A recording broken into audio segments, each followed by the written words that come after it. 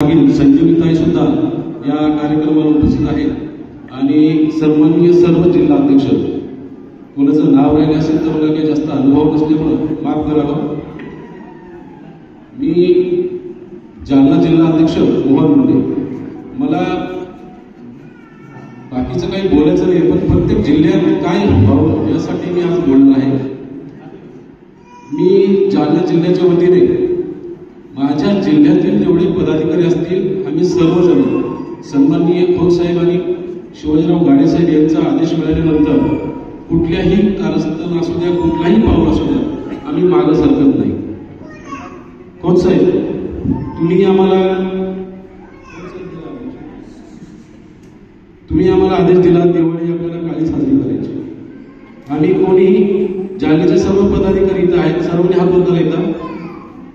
Total किती आहेत तिथं मागोमागीचा हात करत नाही होते, म्हणजे आम्ही सर्व, तुम्ही 10 म्हणले आम्ही 15-20 जण आलो।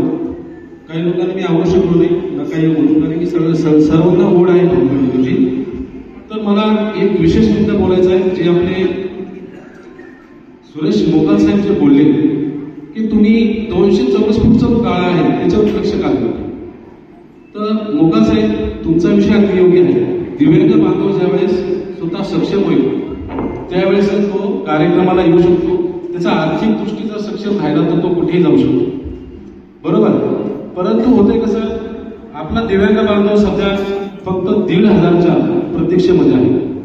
पण मला असं वाटतं 1,500ची प्रतीक्षा सोडून आपण जो शासनाचे जेवढे GR बोलणी काढले त्याच्यापैकी जेवढं आपल्याला तेवढं आपण शक्य करावं आणि उद्या आपण हा कार्यक्रम झाल्यानंतर सर्वांनी 200 चौरस फूटची कमीत कमी जिल्ह्याच्या लेवलला, तालुक्याच्या लेवलला मागणी करावी, कारण की तुमचा कमीत कमी तुमचा 1,000-500 रुपयाचा बिझनेस तरी डेली नसताना तरी चालू होईल असं मला वाटतंय। आणि त्याच्यासाठी सर्वप्रथम मी कोणाला न सांगता ट्राय करून मी बघितलंच होता, याच्यामध्ये आपण लॉस होतोय की फायद्यात राहतो। तर 200 चौरस फूटचा GR साठी मी 2 वर्ष झाले संघटनेत आल्यापासून मी त्याचा प्रयत्न केला। आज रोजी सन्माननीय आमच्या जालन्याचे कलेक्टर यांनी सिग्नेचर करून मला जागा आमच्या अंबड परिसरामध्ये अवेलेबल करून दिली आहे। त्याच्यासाठी मी अवेलेबल केल्यानंतर मी आमच्या तालुक्यातील जेवढे दिव्यांग बांधव आहेत त्यांचे 8 अर्ज स्वतः दाखल केले आणि 8 लोकांपैकी सध्याला 6 जणांचे पत्र अजून निघले आहेत, त्यांना 200 चौरस फूट जागा अवेलेबल केली आहे। आता हे मी अगोदर का केले, कारण की मला अगोदर बघायचं होतं की आपल्याला स्वतः जिल्हा अध्यक्षाला याचं नॉलेज असलं पाहिजे की जायचंय कुठं। जर जिल्हा अध्यक्षालाच माहीत नसलं तर ते कार्यकर्ता जो आहे त्याला काय कळणार आहे की काय करायचं। त्याच्यामुळे मी स्वतः माझ्या 4 महिने त्याच्यात टाकले आणि 200 चौरस फूटच्या GR साठी प्रोसेस केली। तर मित्रांनो, आता आपण एक गोष्ट अजून मला बोलायची, सन्माननीय स्टेज, ज्या स्टेजवरती आपण बघतो इथं खोत साहेब आहेत, इथं गाडे साहेब आहेत।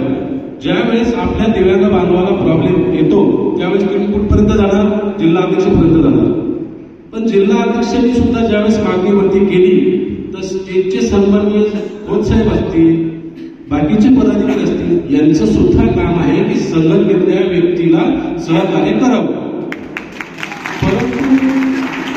परंतु ज्यावेळेस कार्यक्रम असतो त्यावेळेस तुम्ही जिल्हाध्यक्षाला मेसेज टाकता, पण जिल्हाध्यक्ष ज्यावेळेस अडचणीत असतो त्यावेळेस तो तुम्हाला मेसेज टाकतो। तुमचं सुद्धा काम आहे की तातडीने दखल घेऊन त्याचा मार्ग लावा। ज्यावेळेस मला 200 चौरस फूटचा गाळा अलाउड केला, त्या ठिकाणी मी अंबड या तालुक्यामध्ये 200 चौरस फूटचं 2 लाख रुपये टाकून शेड बांधकाम केलं। माझं शेड बांधकाम नवीन तहसीलदार आल्यानंतर तोडण्यात आलं। तो व्हिडिओ तुम्हाला मी टाकला होता। तुम्ही काय केलं त्याच्यावरती, काय रिएक्शन घेतली, काय केलं तुम्ही त्यासाठी? तुम्हाला मी व्हिडिओ टाकला, तुम्हाला एवढं बोललो की तुमचं सहकार्य मला आता पाहिजे। आता मी जिल्हा अध्यक्ष, तुम्ही मराठवाड्यात, तुम्ही महाराष्ट्राचे नेते आहेत आमचे दिव्यांगाचे, तर तुमचं काम होतं एखादं पत्र सचिवांना द्यावं किंवा कलेक्टरना फोन करावं। तुम्ही आता तुम्हाला आम्ही आमचं दुःख सांगतोय, समजून घेऊन आमच्या नंतर रोज काढू नका। आता समजून घेताय तर तसं आम्हाला सहकार्य करा। आम्ही ज्यावेळेस दुःखात असतो तर आम्ही जिल्हाध्यक्ष, आमची जोपर्यंत हवा आहे तोपर्यंत आम्ही कुठं मागे सरकत नाही। परंतु वरच्या लेवलला ज्यावेळेस प्रश्न येतो तर तुमचं काम आहे आम्हाला सहकार्य करायचं, बरोबर आहे का नाही? मग आता आपण आज कसं करावं, काय सांगणार ते पुढं राहिलं, परंतु मी जे बोलतोय याच्यामध्ये तुम्ही मला सांगा, प्रत्येक दिव्यांगाने जर हे केलं तर आपण आर्थिक दृष्टी सहकार्य मजबूत होणार की नाही? मग त्याच्यासाठी आपण आपले जे जी आर भाऊनी काढले, भाऊनी तुमच्या मायासाठी सगळ्यासाठी जे जी आर काढले, रात्र 2-2 दिवस दिल्लीमध्ये मोर्चा केले, त्याला सगळे सन्माननीय सुरेश प्रभू साहेब असतील, सर्व स्टेज असेल, हे साक्षीदार आहे. मग हे जी आरचा फायदा आपण घेतला पाहिजे का नाही? मला सांगा, कोणी 200 चौरस फूटचा फायदा घेतला? आमच्या आंबळमध्ये एक व्यक्ती आला असेल तर राईट, तो भोजने, म्हणजे आमच्याकडे आहे 8 जणांनी आम्ही फायदा घेतला. आता आम्ही पुढचा जे त्या जी आर मध्ये दुसरा कॉलम आहे, तुम्ही जी आर अगोदर कोणी समजून घेतलेलं नाही असं वाटतंय मला. त्या जी आर मध्ये तुम्हाला जर औद्योगिक विकासामध्ये जर जायचं असेल, म्हणजेच उदाहरणार्थ एखादा मोठा बिझनेस करायचा असेल तर तुमच्या मोठा बिझनेस करण्यासाठी त्या जी आरला कॉलम नंबर 4 मध्ये 1 एकर जमीन दिली जाते. कोणाला 1 एकर जमीन नको आहे? ती कुठं माहिती का? MIDC एरियामध्ये. आता MIDC एरियामध्ये जर 1 एकर जमीन मिळाली तर त्याचा भाव काय? अहो तुम्ही काहीच करू नका, तुम्ही फक्त जमीन प्राप्त करा. तुमच्या मागे लागणारे भरपूर आहे, तुम्हाला 2 लाख रुपये महिना देऊन कोणी तुमची जमीन चालवणार. 35 वर्ष झाली. हे करायला पाहिजे की आपण काय करतो, 1,500 रुपये महिना माझी पगार का नाही आली, लगेच भाऊला मेसेज. 5% निधी काय झाला नाही, लगेच भाऊला मेसेज. मला घरकुल मिळालं नाही, लगेच भाऊला मेसेज. आणि एक तर मी असा व्यक्ती बघितला, 1,25,000च्या घरासाठी 5 वर्षापासून जिल्हा परिषद खेपा मारतो. 5 वर्षात त्याचे किती पैसे गेले असेल आणि भागीदार किती? 1,25,000. आणि मग त्याच्यासाठी तू स्वतः जर 200 चौरस फूट जागा किंवा 1 एकरच्या जागेचा प्रयत्न केला असता तर आज तुला तिथं पैसे उठले असते. आज मला जी 200 चौरस फूट जागा मिळाली ती मी आज रोजी 22,000 रुपये महिन्याने देऊन पण टाकली. मी करतोय का व्यवसाय? मी दिली ना चालवा. तुम्ही घ्या, नसेल तुमचा बिझनेस टाकता येत तुम्हाला स्वतः, तुम्ही चालवायला द्या. MIDCच्या मागं लागा, MIDCच्या 1 एकरच्या किंवा अर्धा एकरचा प्लॅन मागा, त्याच्यामध्ये एखादा बिझनेस चालू करा. तुमच्याला जर पैसे टाकणं होत नसेल, अनेक लोक आहेत त्यांना जागा भेटत नाही, पैसा भरपूर आहे, लावण्यासाठी भरपूर लोक आहेत. तुम्ही जागेची मागणी करा, मी तुम्हाला ते लोक पुरवतो. त्याच्यावरती अजून काय जास्त बोलू शकत नाही. अजून आपले नवीन जे आहेत, आपण आता 4 व्हीलर गाडी आहे, बरेचसे दिव्यांगाकडे 4 व्हीलर गाडी आहे, पण बरेचसे दिव्यांगाकडे आहे. आता काहीतरी दिव्यांग सक्षम झाले, माझ्याकडेच नव्हती, मी आता 1 वर्षापासून मला भेटली. बच्चू भाऊच्या आशीर्वादाने माझ्याकडे गाडी आली. आता आपण टोलचा जो जी आर आहे तो जी आर मी खोत साहेबांकडून अनेक वेळेस घेतला. खोत साहेब, त्या टोल मध्ये मी तुम्हाला एक विचारलं की आपल्याला गाडी मॉडिफाय लागते का? तुम्ही मला येस मॉडिफाय पाहिजे, बरोबर? आपल्याला गाडी मॉडिफाय पाहिजे, बरोबर ना? एक मिनिट, म्हणजे दुसरा एक जी आर आलेला आहे, तो अजून वाचता नसेल कोणी. आपल्याला मॉडिफाय गाडी लागत, येस. आता आपल्याला 2000 न्यू लेटेस्ट जी आर आलाय. त्या जी आर मध्ये असं दिलंय की तुम्हाला तुमचा मॉडिफाय करण्याची गरज नाही.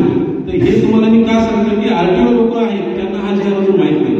ते काय करतात, आपला दिव्यांग बांधव ज्यावेळेस गाडी घेण्याचा विचार करतो तिथपर्यंत गेल्यानंतर त्याला ते सांगतात की गाडी मॉडिफाय पाहिजे, आणि मॉडिफाय करण्यासाठी 40-50 हजार खर्च सहज येतो. तर आपण मॉडिफाय करायची गरज नाही. नवीन जी आर आलेला आहे, त्या जी आर मध्ये सरळ मेन्शन केलेले कॉलम नंबर B आणि C मध्ये तुम्हाला तुमच्या गाडीची मॉडिफाय करण्याची गरज का नाहीये, तर तुम्ही तुमचा ड्रायव्हर ठेवून सुद्धा दिव्यांग गाडी चालवू शकतो. मग याच्यासाठी तुम्हाला तुमचा ड्रायव्हर ठेवल्यावर मॉडिफाय करायची गरज आहे का? परंतु त्या गाडीमध्ये जर दिव्यांग असेल, ती गाडी दिव्यांगाच्या नावावर असेल, नावच असते, तर तुम्ही तुमचा युडिआयडी कार्ड आणि दिव्यांग बांधव त्या गाडीत बसेल असेल तर कुठलाही टोल तुम्हाला कोणी घेऊ शकत नाही. जर तुमचा टोल कोणी मागत असेल तर तुम्ही 10 मिनिटं थांबा आणि त्याला ते सर्व दाखवा, तरी एखादा सुद्धा बिंदास निघून जा, काही करू शकत नाही. कारण की तुमच्याकडे सर्व डॉक्युमेंट आहेत, तुम्ही गाडी तुमच्या नावावर घेतलेली आहे, नवीन जी आर तुमचं आहे. शासनाने काढलेली जी आर जर आपल्या कामात येत नसेल, असा नाहीये नियम. नियम असा आहे की तुम्ही दिव्यांग आहे आणि तुम्ही समजा दिव्यांग आहात आणि तुम्हाला थोडंसं व्यंग आहे आणि तुम्ही जर गाडी चालू शकता तर RTO मध्ये जायचं, तुमचं दिव्यांगाचं प्रमाणपत्र, फिटनेस, तुमचं RC बुक नाही, फिटनेस नाही, जे काय, आणि फक्त तुम्ही या गाडीचे मालक आहात, पण मला ते फक्त तुम्ही तुमच्या RC बुकवर नोंद करावी की या गाडीचे मालक हे दिव्यांग आहेत आणि ते सर्टिफिकेट घेऊन तुम्ही NHIच्या ऑफिसमध्ये जायचं किंवा ऑनलाईन ते तुमचं पोर्टल आहे, त्या पोर्टलला जाऊन तुमचं RC बुकमध्ये ही दिव्यांग चालक म्हणून नोंद करून द्यायची आणि NHIच्या साईटला जाऊन ते सगळं तुम्ही अपलोड करायचं. मग तुम्हाला NHI कडनं टोल टॅग जो फ्री टॅग आहे तो तुम्हाला मिळतो. 0 फास्टॅग. हा फास्टॅग म्हणजे दादागिरी करून तिथे टोल टॅक्सवर मिळवण्यापेक्षा हा रास्त आणि कायदेशीर मार्ग आहे की तुम्हाला 4 महिने जास्तीत जास्त त्यांनी कालावधी सांगितलाय, तो तुम्हाला तुमच्या घरपोच किंवा तुमच्या NHIच्या जो काय जिल्ह्याचा कार्यालय आहे तिथे जाऊन तुम्हाला तो फास्टॅग मिळणार, तो तुम्ही गाडीला लावायचा. उगाच काय होतं, प्रत्येकाला संवाद करता येत नाही तिथल्या कर्मचाऱ्यांबरोबर आणि काही टोल नाक्यांवर आधी गुंड लोक ठेवायला लागले. एखाद्या दिव्यांगाला जर जमल्या नाही या गोष्टी, तुम्हाला आरशी पाठवलं माझ्या गाडीचा, त्याच्यावरती मी तुम्हाला पत्र पण पाठवतो, मी पत्र बनवलेलं आहे. आपल्याला चर्चा करणं गरजेचं आहे. हा म्हणून सांगतोय की आपण कायदेशीर मार्गाने जाऊया. ऐका सर, आता तुम्ही जे बोलताय ते योग्यच आहे, परंतु मला जे आरशी दिलाय त्या आरशीमध्ये माझ्याकडे ऑनलाईन दिव्यांग आहे, परंतु माझ्या आरशीमध्ये नाही. मला त्यांनी 0 फास्टॅगसाठी मी अप्लाय केलाय, 0 फास्टॅग मला आतापर्यंत भेटला नाही. मग त्याच्यामुळं मला ते लोक सोडून देतात. जर असा कोणाचा प्रॉब्लेम असेल तर मी तर सोडणारच आहे. नाही, मला आतापर्यंत नाही, माझ्या गाडीला 0 फास्टॅग.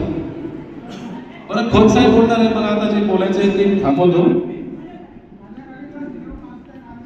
यस, डॉक्युमेंट क्लिअर असतील.